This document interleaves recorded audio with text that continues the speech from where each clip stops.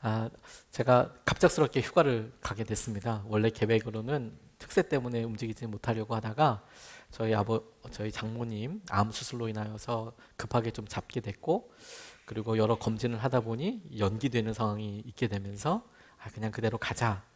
그러면서 어디로 휴가를 보내면 좋을까? 어디에서 이 시간을 보내면 좋을까? 예, 기도하고 고민하다가 주님이 저와 집사람에게 주셨던 마음이 처음 이렇게 사역했던 곳들을 좀 돌아보라는 그런 마음을 주셨어요. 그래서 어디 가면 좋을까 하다가 제가 처음으로 담임 목회했던 곳도 가보게 되고, 그리고 집사람과 처음 결혼해서 신혼 살림을 찾았던 곳, 조그만한 빌라 2층인데 아직 여전히 있더라고요. 이제 거기 가보게 됐습니다. 오랜만에 이제 둘이 데이트를 해서 날씨가 더운 날이었는데 메론 하나씩 사서 들고 이제 이렇게 물어가면서 예전에 사택에서 교회를 갈 때 다녔던 정릉시장을 이렇게 쭉 갔는데 많이 바뀌었더라고요. 이제 자리도 빌라들도 새로 생기기도 하고, 저희가 살던 빌라는 굉장히 오래된 빌라인데 천년 기념물이 되려나 봐요. 국보가 될 만큼 여전히 그곳에 있더라고요. 뭐 주인분께서 그러시면 뭐 그렇죠. 거리 정리 사업대에서 제법 좀 넓어 보이고 잘 깔려 있고 포장도 돼 있고, 떡집이 여전히 남아 있더라고요. 제가 살 때도 굉장히 오래된 떡집인데 한 20년 지났는데도 떡집이 그대로 있는 거예요. 저 은퇴한 다음에 떡집 할래라 하면 오랫동안 할 수 있을 것 같다는 생각이 들 정도로 이발소도 그대로 있는 거예요. 당시에도 우리 왜 어른들이 바리깡 흰 옷 입고 바리깡 밀어주는 데 있지 않습니까? 남자분들은 이거 기억하실 수 있을 것 같은데, 바깥에 이거 돌아가는 거 바깥에 그게 아직까지 있는 거예요. 그때도 굉장히 올드 패션인데 여전히 똑같은 컨셉으로 그 자리에 있는 거예요. 너무 반갑더라고요. 슈퍼도 있고요. 집사람에게 가다가 너무 깜짝 놀랐던 것은 그 시장이 정릉천이 통과한다는 것을 저희들이 모르고 있었어요. 아마 그것도 복개공사하고 다시 보건공사하면서 거기에 밑에 물이 있다는 것을 이번에 가서도 알게 돼서 되게 놀랐습니다. 나중에 신문 찾아보니까 대단한 공사를 밑에 했더라고요. 차이는 별로 없어 보이지만 그래도 여기가 물이 흐르구나라는 걸 알 정도의 공사였습니다. 하나님께서 그간의 여러 일들을 이렇게 보게 하시면서 제게 이런 생각과 질문을 좀 떠올리게 해주셨어요. 하나님이 보기 원하시는 여러 일들과 여러 장소들을 보게 되면서 제가 중요하게 생각하다는 것과 하나님께서 중요하게 생각하신다는 것이 다를 수 있겠다라는 생각을 하게 됐습니다.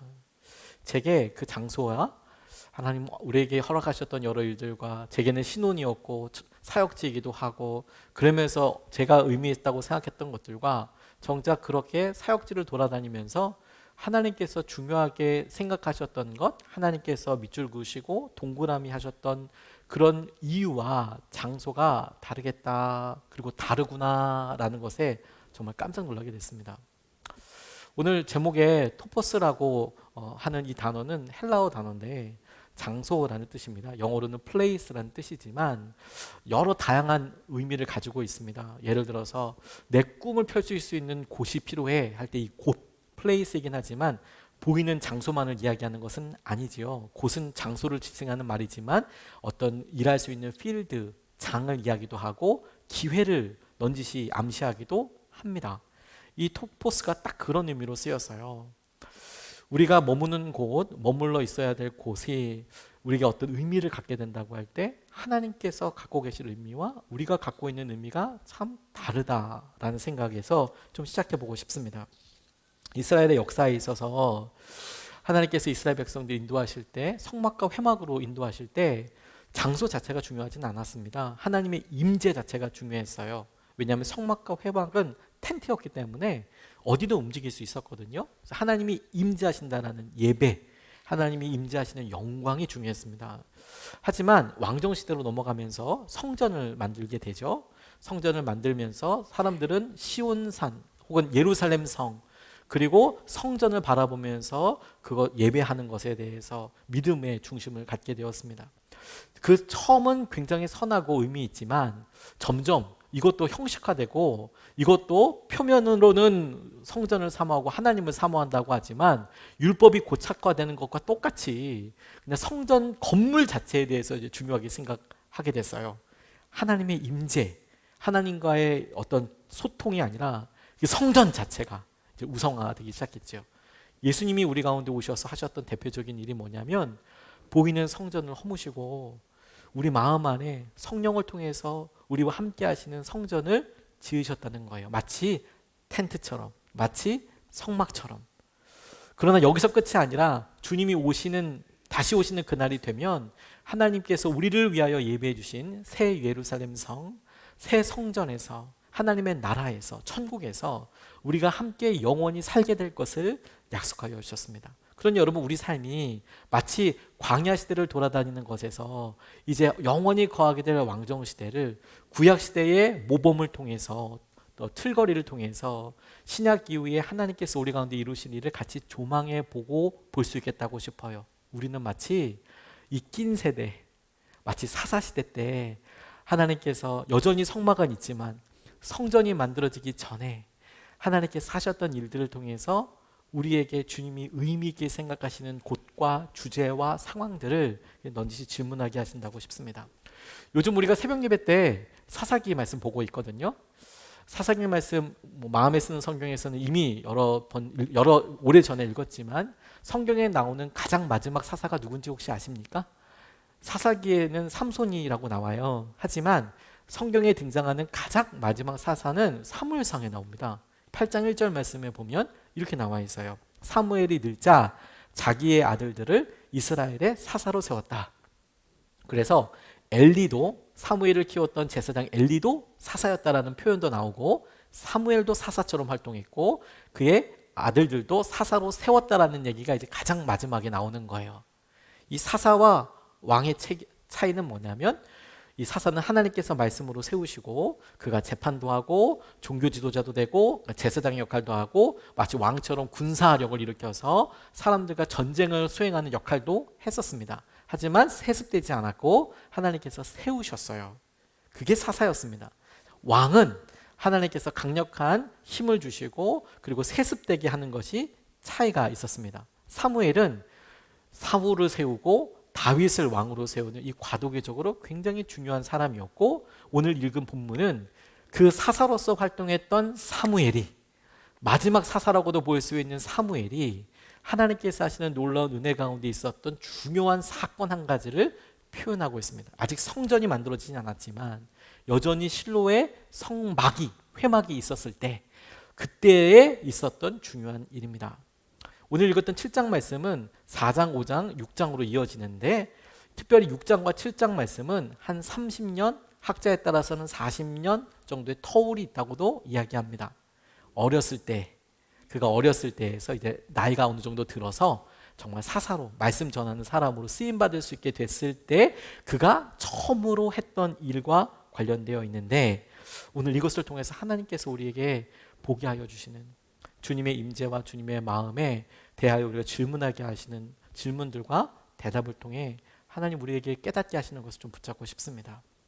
여러분, 다시 한번 우리가 중요하게 생각하는 것과 하나님이 생각하시는 중요한 것이 다를 수 있듯이 장소도 그렇지 않습니까? 오늘 하나님께서 중요하게 생각하시는 장소, 중요하게 생각하는 시간과 공간을 발견하게 되는데, 첫 번째로 기도의 자리, 예배의 자리를 주님께서 주목하십니다. 이것이 우리에게 굉장히 중요하겠다고 싶어요.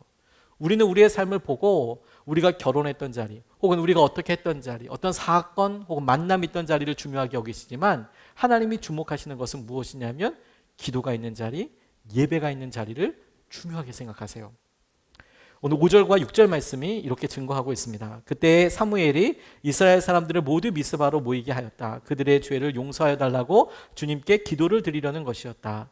그들은 미스바에 모여서 물을 기르다가 그들을 제물로 삼아 주님 앞에 쏟아붓고 그날 종일 금식하였다.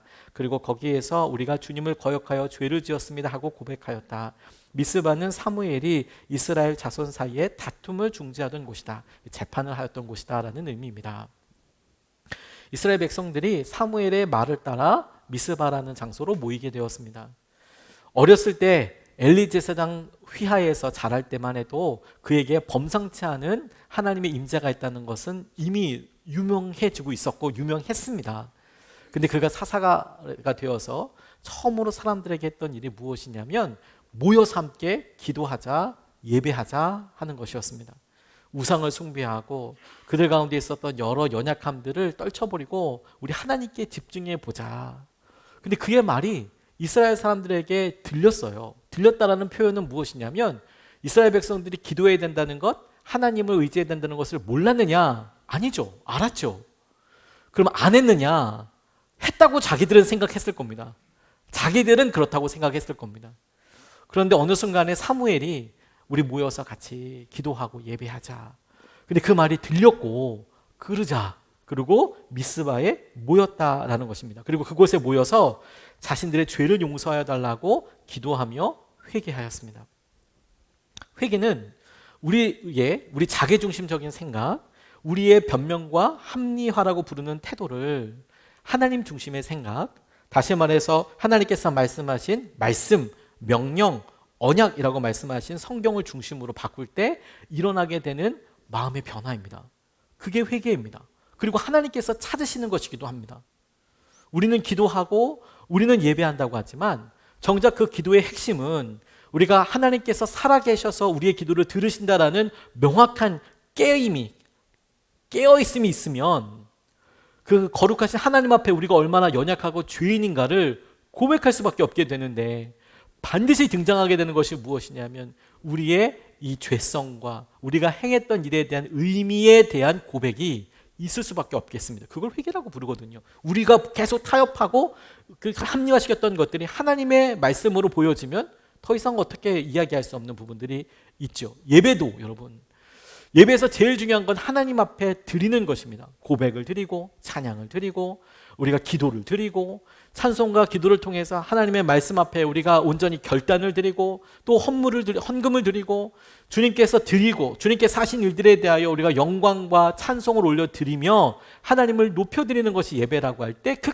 가장 핵심은 뭐냐면 우리의 상한 마음, 깨어진 마음에서 나오는 회개가 가장 중요한 예물이고 중심입니다. 회개야말로 하나님의 온전한 임재에 대한 우리의 명확한 반응이기 때문에 그렇습니다. 이스라엘 백성들에게 뭐가 있었다고요? 회개가 있었다고요.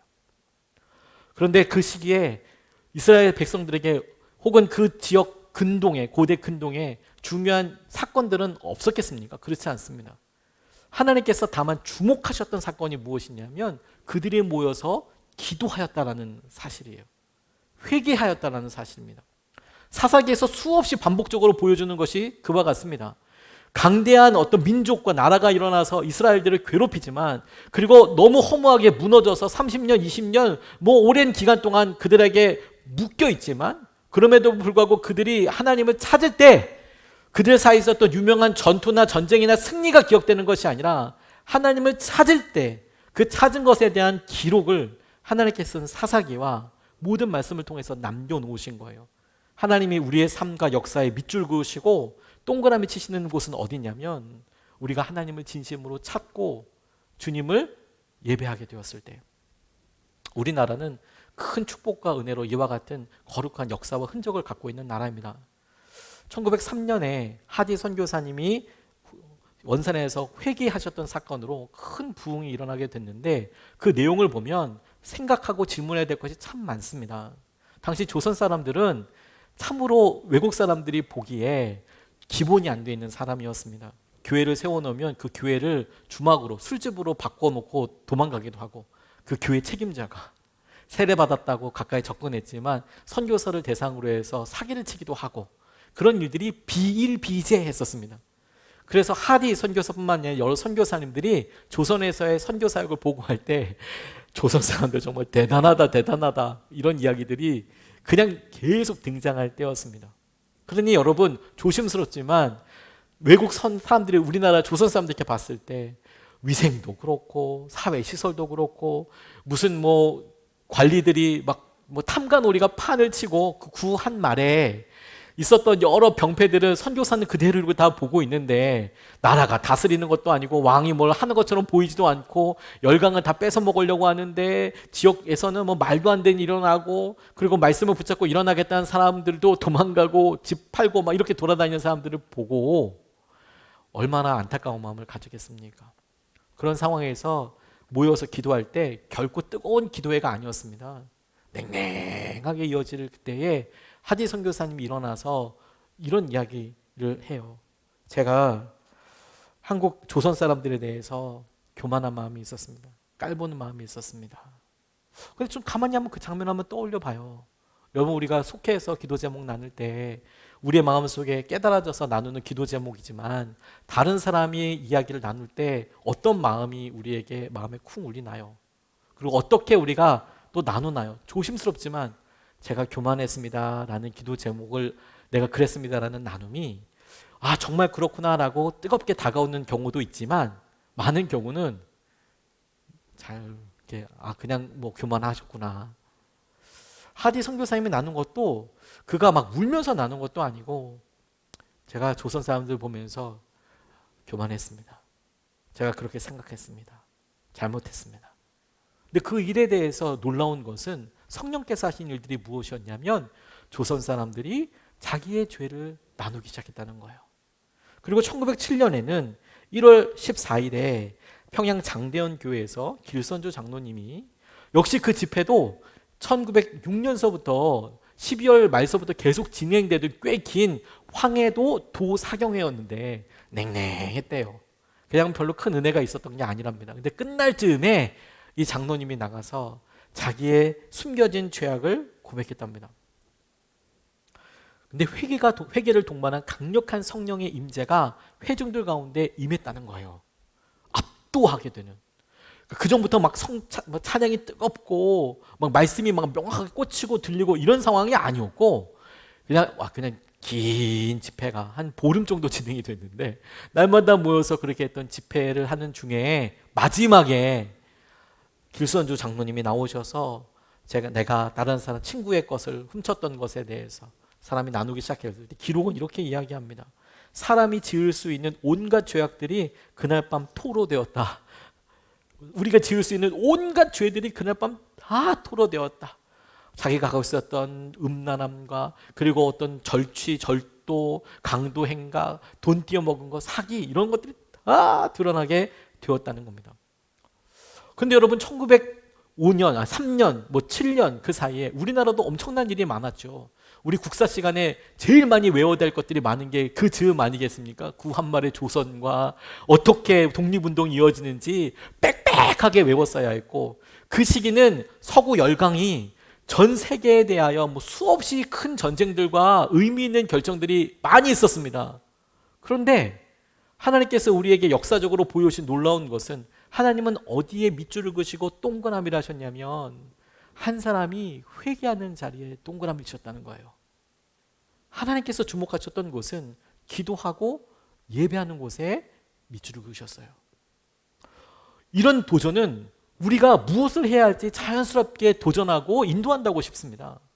우리가 우리 삶을 돌아보고 한 주를 보고 내가 어떤 열매를 맺었나? 어떤 게 우리 삶에서 중요했나를 생각하고 보면서 의미 없습니다. 맨날 똑같은 일을 했습니다. 힘들었습니다. 당황스러웠습니다. 심지어 아팠습니다. 우리가 우리 입장에서 동그라미를 치고 밑줄을 그으려고 했더니 가히 없어 보이지만 하나님께서 어떻게 어디 부분에 우리에게 밑줄을 그으고 동그라미를 치셨을까를 생각해 보면 우리가 주목하는 전혀 다른 곳일 수 있다는 것이죠. 똑같이 오늘 우리가 결정하고 선택하고 순종해야 될 방향도 나온다고 싶어요. 주님이 어디에 주목하고 계신다고요? 이번 주에 있을 커다란 계약과 만남과 새로운 시작이 아니라 우리가 기도하고 예배하는 곳에 주님은 중심을 갖고 계신다는 거예요. 그렇게 생각해 보면 여러분, 오늘 두 번째로 이 본문 말씀이 우리에게 주목하게 하시는 것이 주님이 주목하게 하시고 주님이 관심 갖게 하시는 것이 예배하고 기도하는 자리라고 한다면 두 번째로 그것을 통해서 하나님께서 우리에게 걷게 하시고 누리게 하여 주시는 은혜와 축복이 무엇이냐면 우리가 예배하고 기도하는 시간이 하나님께서 일하시는 시간이라는 거예요. 하나님께서 일하시는 시간. 무슨 말이냐? 우리가 하고 있는 일, 그런데 하나님께서 어떤 일이 하시는지 우리가 심지어 모를지라도 우리가 기도하고 우리가 예배하는 그때에 하나님께서는 우리가 우리 일을 할 때에 하나님은 하나님께서 하시는 일을 하신다라는 거예요. 그러면 우리가 아무 일도 안 하면 하나님은 아무 일도 안 하시느냐? 그게 아니고 하나님께서 하시는 여러 일들을 에스겔서 말씀을 보면 심지어 하나님께서 약속하신 일을 그대로 이루시는 일에도 그래도 너희가 기도하여야겠다라고 말씀하신 이유가 그래야 너희들이 내가 살아있는 것과 너희들이 하나님이신 것을 알게 될 거니까 기도하기를 원하시거든요. 우리가 기도하고 예배하는 그 일을 통해 하나님께서 일하시고 하나님께서 역사하시는 것을 비로소 발견하고 알아차릴 뿐만 아니라 모르더라도 오늘 이 본문 말씀을 통해서 하나님이 하시는 것을 명확하게 알 수 있는 것이죠. 이렇게 나와 있어요. 10절 말씀입니다. 사무엘이 번제를 드리고 있을 때에 블레셋 사람이 이스라엘과 싸우려고 다가왔다. 그러나 그때에 주님께서 큰 천둥 소리를 일으켜 블레셋 사람을 당황하게 하셨으므로 그들이 이스라엘에게 패하였다고 이야기하고 있습니다. 한 줄이지만 이 장면을 영화처럼 머리에 상상을 해보면 너무 놀라운 일이 있었습니다. 미스바로 모여서 기도하자라는 말에 들렸다니까요. 이스라엘 백성들이 왔습니다. 그런데 이스라엘 백성들이 모였다는 것을 보고 블레셋 사람들이 자극받아서 쳐들어온다는 것 아닙니까? 블레셋 사람들이 느끼기에 위협적이라고 느꼈든 혹은 이게 기회라고 느꼈든 지금 전쟁해야 된다라고 생각했다는 것 아니겠습니까? 그들이 이스라엘 백성들이 모였다는 것이 블레셋에게 자극이 됐습니다. 이 사실 자체가 중요한 이유가 뭐냐면 이스라엘 백성들이 많은 군마, 병거를 모았을 때에 블레셋 사람들에게 자극이 되거나 혹은 군사들이 많았을 때 자극이 되거나 부유하고 강성했을 때 자극이 되고 위협이 됐던 것이 아니고 그들이 예배하고 기도하기로 결정한 그것이 블레셋 사람들에게 자극이고 도전이 되었다는 거예요. 우리의 삶을 무너뜨리려고 하는 유혹과 사단의 힘과 사단의 간섭이 우리가 더 부유해지고 더 능력이 있게 되고 우리가 원하는 수준과 우리의 목표가 이루어졌을 때 사단이 두려워하느냐? 그러지 않습니다. 사람 두려워하지 않습니다. 관심도 없습니다, 사실. 왜냐하면 사단의 영향력 가운데 있는 사람들 중에 우리보다 뛰어난 사람은 없겠습니까? 부유한 사람은 없습니까? 능력이 있고 주위에 있는 사람들에게 영향력을 미쳐서 그 일을 이룰 사람은 없겠습니까? 그런데 두려워하지 않는 그 사단도 한 사람이 하나님이 주신 말씀과 거룩하신 명령 앞에 순종하기로 결정하는 순간, 회개하고 주님을 온전히 받아들이는 그 순간 하나님께서 하실 일에 대하여 두려워하시는 거예요. 두려워하게 되는 거예요. 그게 하나님의 일입니다. 우리가 모를지라도 지금 이스라엘 백성들이 모여서 예배하고 있고 그들을 쳐들어오고 있었던 천둥 소리와 큰 소리에 대해서 어떻게 이스라엘 사람들이 느꼈는지 자세하게 묘사되어 있지는 않지만 중요한 것은 이스라엘 백성들이 그 처음과 끝을 다 알건 알지 못했건 기도하는 그 모임을 통해서 블레셋 사람들이 두려워하고 있고 그들이 예배하는 그것을 통해서 천둥과 번개가 치고 하나님께서 하나님의 개입하심과 역사하심으로 함께 하시고 그 일을 통하여서 그동안 계속 블레셋 사람들이 이스라엘 사람들을 무찔러 왔고 다스려 왔고 두려움의 대상이 되어 왔어요. 수십 년 동안. 근데 그들이 패퇴해서 도망치게 되는 그런 일을 목도하게 되었다는 것입니다. 우리의 삶에 오랫동안 내가 원치 않는 일로 끌려다니고 힘들어하고 어려워한 일이 있다면 그럼 내가 이 일을 얻기 위한 또 다른 능력 무언가를 갖추어야 돼. 자격증이든 힘이든 무언가 힘을 관계를 해야 돼가 아니라 믿음의 사람들에게 주님께서 오늘 말씀을 통하여 명확하게 보여주시는 것은 우리의 마음이 하나님께로 향하여 예배하고 기도하는 것을 통해 하나님께서 일하시고 개입하시고 판도를 바꾸신다는 거예요. 그게 작아 보입니까, 여러분? 하디 선교사님이 나눴던 것은 큰 어떤 게 아니었어요. 그냥 자기의 하나님 앞에 솔직한 마음을 토로했을 뿐입니다. 길소주 장로님이 했던 일도 그런 일입니다. 우리에게 하나님께서 보여주신 일입니다. 예배하는 시간이 하나님께서 역사하시는 시간이고 하나님께서 크게 승리하시는 시간이라는 거예요. 그런 여러분 우리가 이것을 중요하게 우리도 같이 동그라미 치고 밑줄을 그을 수밖에 없는 것이겠죠. 그런 의미로 하나님께서 우리를 이렇게 보여주시면 오늘 이 본문 말씀이 우리에게 주신 커다란 승리 그 내용과 그 의미를 우리에게 하나님께서 붙잡게 하신다고 싶어요. 그들이 기도하고 예배하게 되었을 때 하나님께서 주셨던 놀라운 역전의 이 순간에 대해서 그들이 거기에 있게 된 의미에 대해서 이렇게 이야기합니다. 당신이 우리가 이르게 된 여기 이것이 곧 에베네셀인데 그 에베네셀에 대해서 이렇게 말씀하십니다. 12절 말씀을 보면 사무엘이 돌을 하나 가져다가 미스바와 센 사이에 놓고 우리가 여기에 이르기까지 주님께서 우리를 도와주셨다 하고 말하면서 그 돌의 이름을 에벤에셀이라고 지었다고 이야기합니다. 그런데 여기서 중요한 것은 그들이 미스바와 센 사이에는 구체적인 지명이 11절에 나오는데 벳갈이라는 곳입니다. 그러니까 벳갈까지 쭉 블레셋 사람들과 싸우면서 쭉 밀고 올라가는데 그 벳갈 지역이 미스바에서 대략 13km 전후라고 이야기합니다. 뭐 학자에 따라서 11km라고 이야기하는 사람도 있지만 대략 13km 정도 걸어서 3시간 싸우면서 갔으니까 뭐 한나절 이 정도 걸릴 정도로 쭉 가면서 이제 올라갔다는 겁니다. 하나님께서 허락하신 승리를 봤어요. 결국 승리했어요. 기도해서 이르게 됐어요. 그래서 여기까지 이곳까지 하나님께서 우리를 승리하게 하셨어라는 의미의 에벤에셀이라고 사무엘의 입을 통하여 믿음의 고백을 하게 합니다. 근데 여러분, 여기서 하나님께서 주신 놀라운 은혜와 마음을 보게 돼요. 정작 이곳은 전혀 다른 곳으로 역사적으로 고백되고 있어요. 말씀드렸듯이 사무엘 4장, 5장, 6장과 7장 사이에 대략 한 30년, 학자에 따라서 40년으로 보는 사람도 있다고 말씀드렸는데 그 3, 40년 동안 시간 동안 전에는 사무엘이 어린 아이였습니다.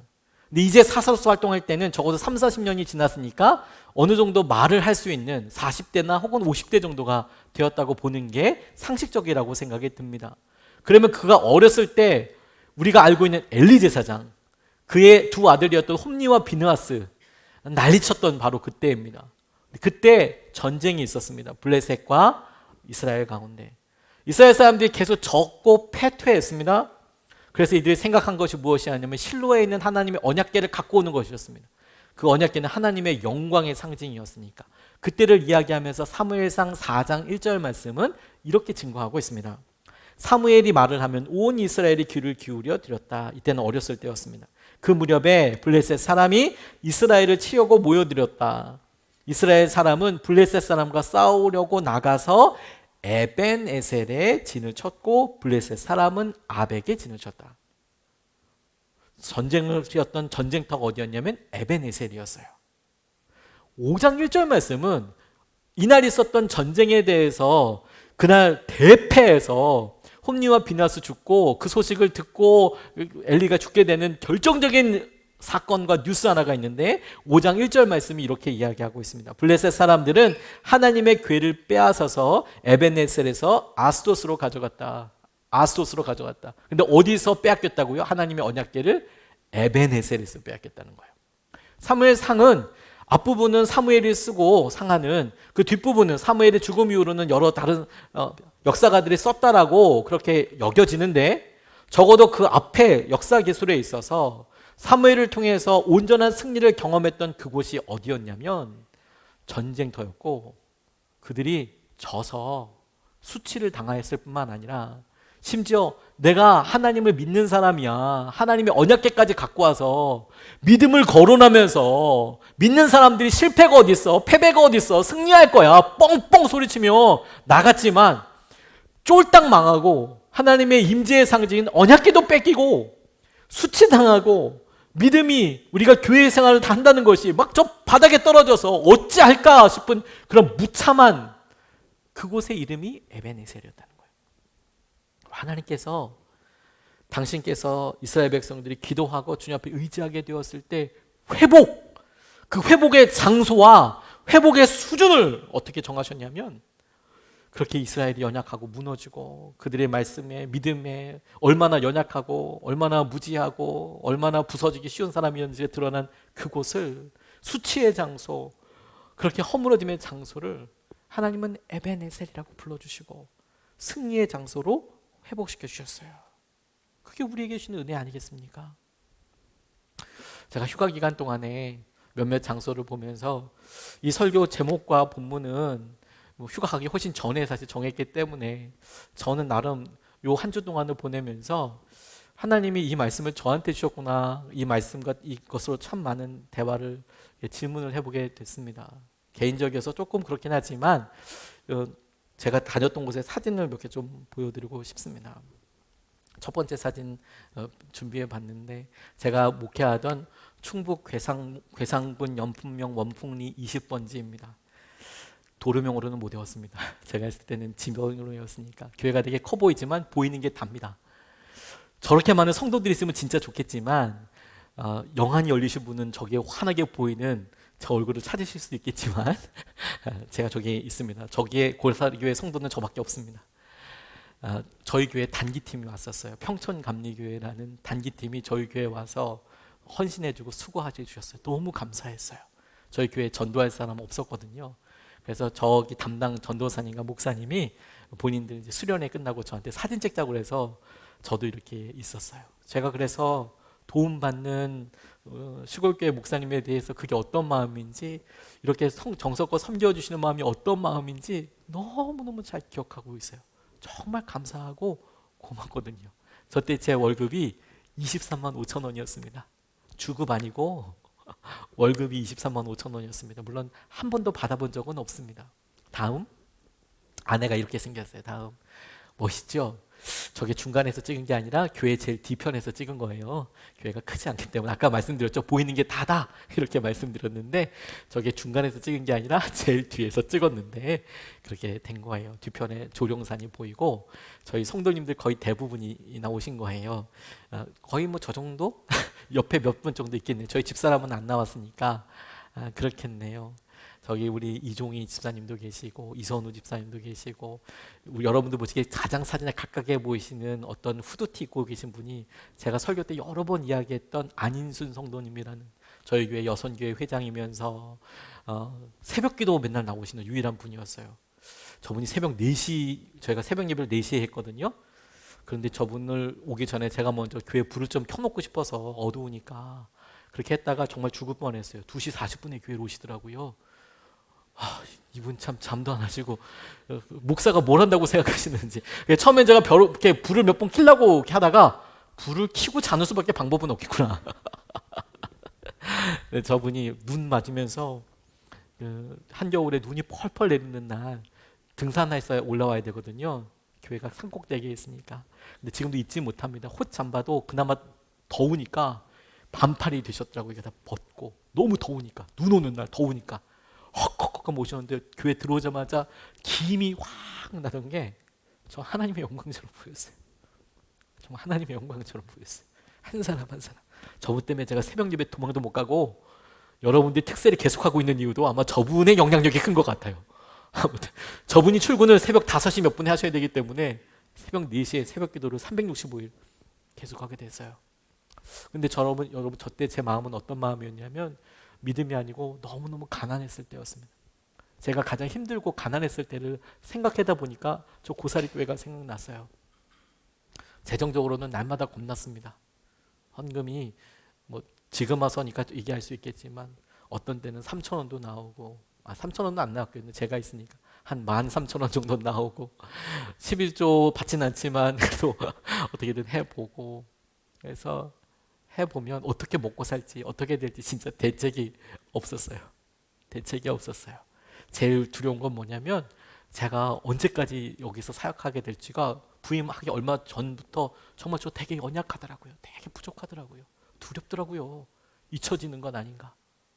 성도가 12명이었거든요. 12제자. 12제자. 그런데 저희 교회가 새 마을을 커버하고 있었어요. 그러니까 근처에 교회가 없어요. 새 마을을 커버하고 있는데 전체 인구가 43명이었어요. 개 빼고 43명. 생명체를 다 포함해도 50이 넘지 않을 것 같아요. 야생동물 빼고. 내가 여기서 무기력감, 무능력감이 너무 힘들었어요. 저는 개인적으로 제가 힘들었던 시기를 생각해보면 저 때는 진짜 어디로 나가야 될지 몰랐어요. 근데 저희 집사람이 저한테 한결같이 그런 얘기 해줬습니다. 여보, 지금이 당신이 기도하고 진짜 하나님께서 주실 중요한 때야. 머리는 이해가 되고 그렇다고 싶고 위로가 조금 되기도 했지만 정말 대책이 없었어요. 대책이. 어떻게 될지 모르겠어요. 저한테는 날마다 실패의 자리처럼 느껴졌고, 저한테는 첫 목회자로서 너무 사랑하지만 그럼에도 불구하고 너무 힘든 것이 있다라고 당시에는 생각했었어요. 당시에는. 지금은 하나님께서 그때 경험했던 것으로 지금 저를 목회하게 하고 이끌어 주시잖아요. 그렇게 저는 저기서 실패만 했다고 생각했는데 하나님이 한 20년 지나고 난 다음에 제 삶을 다시 보게 하여 주실 때 보니까 저 때는 정말 중요하더라고요. 둘째 날에는 앞에 말씀드렸던 저희 신혼집에 갔어요. 전 첫날 이제 저기 갔고요. 하루면 왔다 갔다 할 수 있으니까 저희가 어디 뭐 멀리 가거나 이렇게 할 수가 없어서 둘째 날에는 저희 신혼집 가다 보니까 거기서 정릉천을 걷기도 했지만 거기서 저희가 뭘 했는지 생각해 보다 보니 다음이요. 고려대학교 보건대학 있어요. 지금은 고려대학교 안에 포함이 됐는데 저희 사택에서 굉장히 가까웠습니다.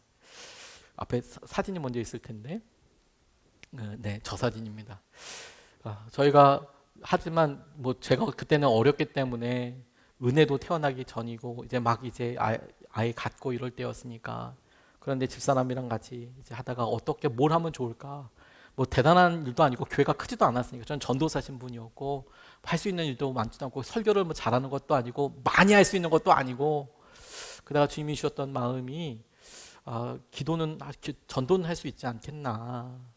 그래서 전도하는 그런 마음이 들었는데 제가 사실 전도를 잘 못해요, 여러분. 저도 제가 목사지만 사람들 앞에 가서 전도지 내밀려고 그러면 2번, 3번, 10번 생각해야 돼요. 그래서 고민하다가 줬는데 그 사람이 또 받아주면 정말 좋지만 이 사람이 뭐 이렇게 버리고 갔거나 심지어 욕을 하는 사람도 있고 그러잖아요. 그래서 어려워해요. 그런데 이제 고민하다가 이제 그렇게 하면 좋겠다라고 하는데 어디 해야 될지 몰라서 저희 사택에서 고려대학교 보건대학이 가까웠어요. 아주 가까웠어요. 비교적. 그래서 장소를 모르니까 가서 저희 부부는 이제 대자보 기도라고 하는데 대학에 당시에 대자보라는 게 큰 대자보가 있었거든요. 그거 붙잡고 기도했어요. 대자보는 참 많은 걸 알려줍니다. 거기 있는 사람들은 다 모르는데 총학생회장이 누군지도 알고 거기에 기독교 동아리가 뭐가 있는지도 알고 거기 교수님도 알게 되고 이 대자보에 참 많은 상황들이 있어서 저는 그 사람들 하나도 모르지만 붙잡고 기도하기 시작했어요. 하나님, 보건대 하나님께서 은혜를 주시고 마음을 주시고 하나님 이 총학생회장 누군지 모르지만 어차피 전 내용에 관심 있는 게 아니라 이 사람을 예수님 믿게 해주시고 만나게 해주시고 아까 보였던 사진이 그 대자보가 있던 곳인데 지금은 대자보 그걸 아예 없애버렸더라고요. 그래서 저 안에 들어가서 이제 했습니다. 근데 하나님이 저희한테 어떤 이야기를 해주셨냐면 다음이요. 주님께서 저곳에서 유일한 학교가 당시에는 크지 않았기 때문에 유일한 기독교 단체가 있었는데 Jesus Follow라는 유일한 단체가 있었어요. 기독교 연합 동아리예요. 주님께서 그곳을 위해서 기도하다 보니까 이제 3학기에 걸쳐서 다음이요. 그 중에 이제 한 컬인데 이제 그 학교 개강하듯이 3학기 동안 하나님께서 그 학교를 섬길 수 있도록 해주셨어요. 예배를 아이들과 함께 채플 드리듯이 같이 예배 드리고 하나님께서 하시는 것을 보게 해주셨어요.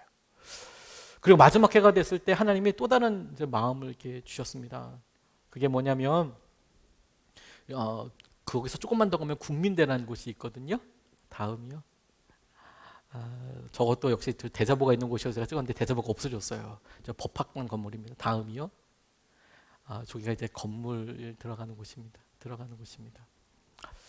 주님이 그러면 보건대도 이렇게 했으니까 국민대도 한번 좀 가볼까? 그래서 집사람이랑 같이 이렇게 올라갔는데 역시 뭐 문 열어놓고 들어오세요 이러진 않지 않습니까? 잡상인 싫어하고 뭐 그러니까 쭈뼛쭈뼛대면서 하는데 아무도 모르게 가서 이제 대자보 붙잡고 이제 국민대 조영대학도 기도하고 법학과도 기도하고 뭐 이렇게 기도하기 시작했어요. 그런데 그렇게 좀 몇 달을 기도하다 보니까 국민대학교 한 법학과 한 형제를 만나게 해주시더라고요. 다음이요. 마지막에 제가 한 학기 동안 그 국민대학교 법학과 기독교 모임이 있는데 교수님들도 법학과 교수님들도 많이 나오셨어요.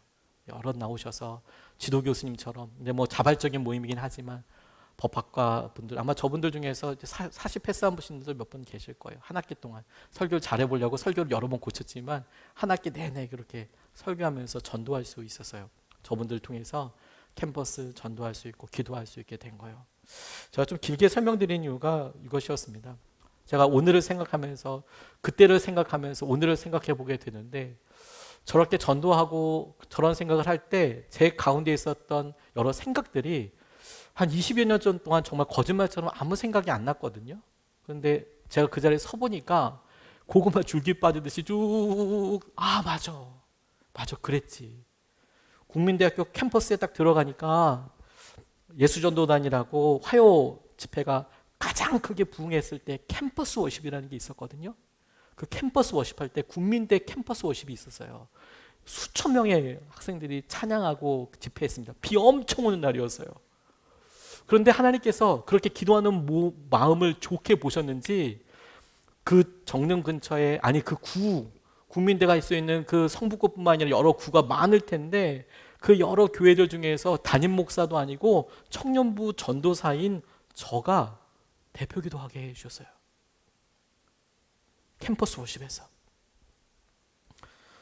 잊고 있었더라고요. 근데 제가 그런 걸 했는지 자체를 잘 이렇게 기억이 안 나고, 당시에 제가 고민했던 것은 뭐냐면 제 삶이 너무 초라해 보이는 거였어요. 전도해도 전도가 안 됐거든요. 요만한 명함 만들어서 예수님 믿으면 행복해집니다. 뭐 이런 그냥 복음 메시지 간단하게 명함 안에 뭐 내용이 많이 들어가지 않지 않습니까? 앞뒤로 제 핸드폰 번호 이렇게 적어서 교회 다니시려면 전화하시라고 해서 이제 학생들한테 이렇게 나눠줬어요. 나눠주는데 쭈뼛쭈뼛 될 뿐만 아니라 그렇게 나눠주면 그거 받고 사람들이 오면 좋은데 별로 많이 안 왔어요. 시간에 비해서. 그래서 이게 뭐 하는 짓인가? 그리고 그렇게 연결됐어도 당시에는 그냥 연결이 됐구나만 생각했지. 그 지나가서 제가 이번에 가서 이렇게 가만히 그 자리에 서서 제가 예전에 들어가서, 물론 아내가 다 인테리어가 바뀌어가지고 저 정신을 못 차리겠더라고요. 어디가 뭐 어떻게 됐는지. 아무튼 20년이니까 건물이 아내가 총체적으로 다 바뀌었어요. 그래서 막 잃어버릴 만큼 막 힘들 정도인데 아무튼 건물 위치는 그대로 있으니까. 그러니까 이제 거기서 이렇게 보면서 저는 그때 내가 앞으로 담임 목회, 고사리교회 가기 전이었으니까 담임 목회를 어딜 나가지? 우리 부부는 어떻게 살 수 있지? 하나도 뭔가 저는 날마다 실패였다고 생각이 들었어요. 그때 당시에 목회하면서 전도서가 어리고 경험도 없고 의지할 수 있는 백도 없고, 뭐 저희 아버님은 당시에 목회는 하고 있었지만 장로교회에 정말 미자리 교회의 담임 목사였고 아는 사람 아무도 없고 감리교회 아는 사람 아무도 없고, 뭐 하나님 이거 어떻게 해야 되는 거예요 도대체? 뭐 어떻게 하면 됩니까? 되게 어려 보이고 힘들어 보이고. 근데 이번에 가서 한 20년 정도 하나님이 어떤 일 하셨는지 생각해 보니까 하나님이 어디에 밑줄 그시고 어디에 동그라미 치셨는지를 이제 보니까 이렇게 보이더라고요. 주님이 제 사역 가운데 일하시고 역사했던 부분 보니까 저는 나가면서도 뭐 전도사지만 이거 나가야 돼 말아야 돼, 이거 가도 한 명도 전도 안 될 텐데 이 시간에 뭐 해야 돼, 이런 수없는 실패감을 느끼고 난 전도도 못하는 전도사야, 그렇게 고민하던 그 시기를 하나님께서는 이렇게 밑줄을 그어 놓으시더라고요. 갔는데 저 너무너무 놀랐어요. 가서 그러고 보니까 지금 저와 여러분들의 삶에 대해서 다시 고백이 되어지게 되더라고요. 여러분들 요즘 삶이 어떠십니까? 퍽퍽하고 걱정되고 힘드시진 않으십니까? 목사인 제게도 친한 사랑하는 사람들의 아픔이 여전히 아픔이고, 여러분들을 위해서 기도하고 사랑할 때 여러분들이 이야기하시는 기도 제목이 사랑하고 관심 있기 때문에 제게 똑같은 무게로 다가올 때가 참 많은데, 그럼 정말 쉽지 않거든요. 저도 기도해야만 넘어서야 돼. 그냥 믿음 그리고 이게 빨떡 일어나는 게 아니고 아무렇지 않게 이렇게 있지만 몸부림치고 어떻게든 막 뭐라도 해봐야 이 자리에 용기 있어서 여러분들과 함께 외치고 함께 나눌 수 있는 거거든요. 뭐 대단하지 않거든요. 제 믿음이라는 것이 주님 보시기에 다 똑같죠. 뭐 도토리 키재기죠. 뭐가 다르겠어요. 그런데 그런 여러 삶에서 비춰지는 것, 하나님 저 집사님의 저 권사님의 저런 삶이 어떻게 하나님의 뜻대로 가겠습니까? 라고 봤을 때 능력도 없고 아무것도 없어 보이는 제게 주님께서 이런 마음을 주시더라고요. 블레셋 사람들 앞에서 이스라엘이 겪었던 염려와 어려움처럼 지금 주님께서 동그라미 치시고 주님께서 밑줄 그으시는 그것에 주목해야 하는 거구나.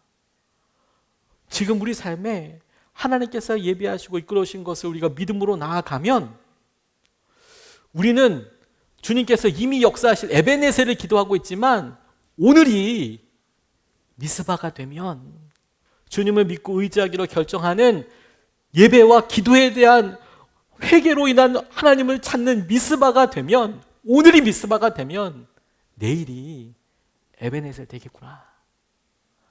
우리 한번 따라해 볼까요? 오늘은 미스바, 내일은 에베네셀. 한 번 더 하겠습니다. 오늘은 미스바, 내일은 에베네셀. 오늘은 미스바, 내일은 에베네셀. 오늘이 미스바이면 되는 거예요.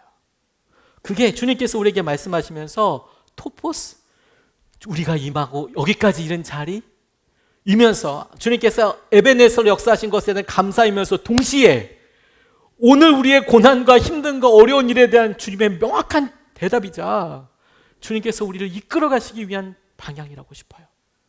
오늘이 미스바면 내일은 에베네셀이 될 거예요. 그런 의미로 주님을 온전히 믿고 의지하고 기도와 예배의 자리에 하나님의 임재를 구하는 저와 여러분 되었으면 좋겠습니다. 제가 갔다 오고 나서 회개하면서 결단한 게 있어요. 이렇게 공개적으로 얘기해야 지킬 것 같아서 제가 처음에 그렇게 했듯이 나누고 싶어요. 제가 제 삶을 돌아오면서 뭐가 바뀌었나라고 생각해 보니까 어느 순간에 제가 개인 전도를 하지 않더라고요. 어느 순간에 계속 해왔던 개인 전도를. 여러 핑계가 있었겠죠. 그래서 그 핑계보다도 나 이제 개인 전도 시작해야 되겠구나. 못하고 어렵고 전도하고 이런 것들에서 전도에 밀어난 사람이지만 뭐 한 사람 못 만나게 되더라도 이제 개인 전도 시작해야겠구나. 전도해야겠구나. 주님의 말씀대로. 주님이 밑줄 얻다 그시든지 그리고 밑줄 그어놓은 것으로 제 삶의 나중에 삶의 요약판을 빡 찍을 때 주님께서 보시기에 흡족할 수 있으면 좋겠다. 우리가 찬양하고 기도